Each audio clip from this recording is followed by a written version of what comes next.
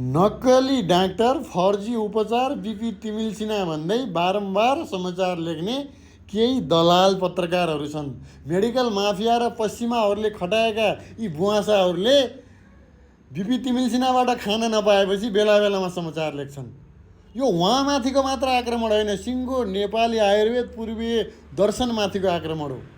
देश तथा विदेशमा ठुल्ठुला महामारीहरूमा उपचार गरेर सफल हुनुभएका, नाडी विधामा, वनस्पति आयुर्वेद विधामा विश्वले मानेका डाक्टर बिपी तिमिल सिन्हाको सर्टिफिकेट छ कि छैन, उहाँ लाइसेन्स छ कि छैन, उहाँ चिकित्सक हो कि होइन भनेर स्वास्थ्य मन्त्रालयमा सोध।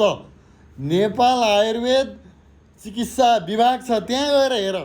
यसलाई यो भिडियो जतिसक्दो सेयर गरेर सबै माझ पुर्याइदिनु हुन र यिनीहरूका विरुद्धमा बोल्न लेख्न म यहाँहरूलाई अनुरोध गर्न चाहन्छु। उहाँ जस्तो जिउँदो भगवान मान्छौँ हामी।